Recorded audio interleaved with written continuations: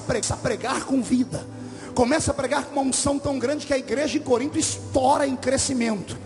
E quando a igreja estoura em crescimento, ele deixa de ser apenas um missionário de igrejinha perrengue e passa a ser agora missionário cofundador de uma igreja gigante, de uma igreja abençoada. E agora, como ele estava no apogeu do seu ministério, já com a doutrina dos carismas do Espírito na cabeça, ele começa a ensinar a igreja sobre os dons espirituais, começa a ministrar sobre a igreja os dons espirituais. Resultado, nasce a igreja mais poderosa daquele tempo.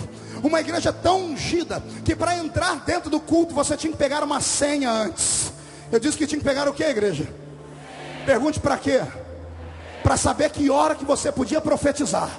Porque todos os membros da igreja tinham a marca do poder do Espírito Santo neles. Ah, Jesus, esse é o meu sonho. É o meu sonho nesse país. É poder entrar nas igrejas e ser recebido pelos profetas da entrada até o altar. Eu quero crer que Deus pode transformar a sua igreja numa igreja dessa. Alguém quer? Alguém quer? Mas você vai saber lidar com uma igreja assim? Respire fundo, murcha a barriga, estufe o peito. Vamos encenar. Aqui agora é Corinto. Olhe para a esquerda. Esse irmão aí tem o dom de interpretação de línguas. Olhe da direita. Esse tem o dom de discernir espíritos. Olhe para trás. Esse aí tem o dom da sabedoria e a palavra do conhecimento. Olhe para frente, toca no ombro da frente, vê o rosto dele. Esse tem o dom de profecia. E olha lá para aquele canto, aquele lá tem mistérios e prodígios. Olha para aquele outro lá no fundo, aquele onde põe a mão a doença sai. Era a igreja estabelecida em Corinto, possuída pela glória do Espírito Santo.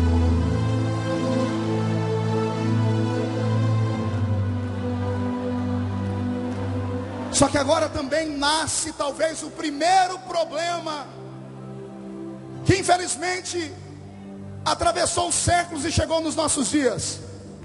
Uma igreja espiritual demais, possuída demais pelo Espírito Santo, se não tiver um equilíbrio de um ensinamento prático, ela fica fanática. E o fanatismo levou aquelas pessoas a prejulgarem pecados alheios e contar publicamente o erro das pessoas. Os crentes eram tão santos que qualquer pessoa que pisasse na bola e escorregasse, o seu nome era lido publicamente. E um deles em especial, do capítulo 5 da primeira carta aos Coríntios, ele é tão achincalhado pela igreja e por Paulo, que Paulo diz: vamos cuidar só da alma, porque o corpo já entreguei na mão de Satanás. Ei, respire fundo e tente pensar comigo. Será que algum pastor tem o direito de, na sua igreja, olhar para o irmão e dizer assim: olha, que Deus guarde a sua alma, porque o resto eu deixo o diabo carregar? Vai, pense comigo. Sim ou não? Repita. Quero ouvir de novo. Não? E por que quando fazem isso, você é o primeiro a levantar a mão na igreja para dizer: pode excluir, pode excomungar, pode tirar do grupo de jovens, pode tirar do grupo do coral, pode tirar do grupo do ciclo de oração, pode arrancar a carteira ministerial dele, pode fazer o que quiser? Pastor, mas está na Bíblia. Foi Paulo que falou. Exatamente, ele falou isso na primeira carta aos Coríntios. A primeira carta aos Coríntios ele mandou lá da cidade de Éfeso, pastor Cizino, a maior igreja que ele plantou, rica, opulenta, cheia de dinheiro, cheia de missionários, cheia de empresários. Falar da vida dos outros quando você está por cima é muito fácil. Aí quando ele vai escrever a segunda carta aos Coríntios, muda tudo. Olha o que eu anotei. A primeira carta aos Coríntios se resume em 6 pontos. Olha o que Paulo faz. Ele exorta os crentes a ficarem unidos. Ele quer que a igreja e a congregação seja limpa. Ele fica preocupado com o casamento dos que são casados e com aqueles que são solteiros. Ele quer que a igreja tenha só bem-estar espiritual. Ele quer que o culto tenha ordem. Ele só fala da ressurreição. Uma igreja tomada pela aparência. Ele só cuida daquilo que os olhos podem ver. Ele cuida do zelo com aquela igreja, com a pureza e a santidade. Isso é ruim, pastor? Não, não é. Mas é preciso equilíbrio. Porque senão a igreja mais poderosa pega uma alma e joga dentro do inferno na mão de Satanás. Ah, pastor, mas o pecado do rapaz foi grosseiro. Ele dormiu com a mãe, com a mulher do pai dele. Quem somos nós para julgar um pecado? Será que até Paulo esqueceu do que Jesus falou para aquela mulher adúltera pega no ato de adultério? Quem não tem pecado, atire a primeira pedra.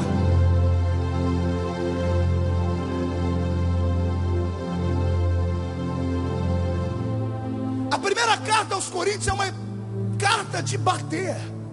Paulo está purificando, levando a igreja a um estágio de pureza tão grande, santidade, glória, unção, e palavra, e revelação, e dons, que essa igreja começa a ficar orgulhosa por ser tão poderosa, e se acha no direito de mandar embora os sujos, se acha no direito de excomungar as pessoas. Será que nós esquecemos aquilo que eles esqueceram? De que quando ligamos alguma coisa na terra, é ligada no céu. E que o caminho inverso é que se quando desligamos alguma coisa na terra, é desligada do céu também. A carta que bate na igreja de Corinto, Paulo espera uma reação santa. Mas diz a Bíblia que caiu uma tristeza na igreja de Corinto. Caiu uma tristeza no coração da igreja de Corinto tão forte, que Tito, que levou a carta, voltou a Corinto e disse: Paulo, a coisa, ao invés de funcionar, ao invés de irmãos darem glória a Deus, se cair aquela unção de renovação, caiu uma tristeza. Porque o rapaz que foi excluído, com todos os defeitos dele, era uma alma. Era uma alma. E Jesus disse que uma alma salva vale o quê? Eu não ouvi, vale o quê uma alma salva? Mão direita para cima, por favor.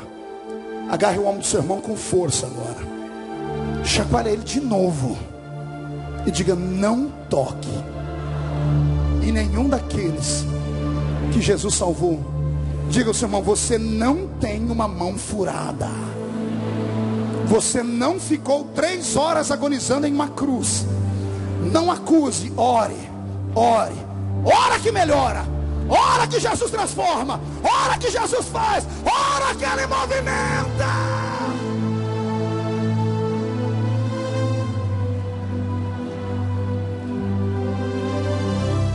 E agora, eu não sei para onde vai essa mensagem,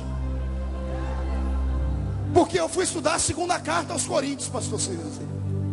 E a segunda carta aos Coríntios só tem um cerne dela: é perdão.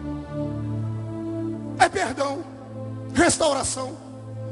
Filinto, o cidadão que falou tanto e bateu no rapaz, agora está arrependido. Mas ele não está arrependido porque a igreja de Corinto ficou triste. E aqui começa o meu sermão. Agora ele não está mais em Éfeso. Paulo agora está vindo da Macedônia. É da Macedônia que sai essa carta. 7 ou 8 meses depois, ele saber que a igreja não recebeu bem aquela carta. Quando Tito volta e conta para ele: olha, caiu uma tristeza na igreja, Paulo diz assim: os que querem que aceitem, os que não querem que saiam. A igreja não existe por eles, eles existem pela igreja. Se quiser fica aqui, se não quiser vai embora. Só que no fim do ano 44, o mesmo Paulo pega uma caneta, aleluia, escreve a segunda carta aos Coríntios. E sabe o que ele faz? Ele confessa à igreja que aconteceu alguma coisa com ele lá na Macedônia.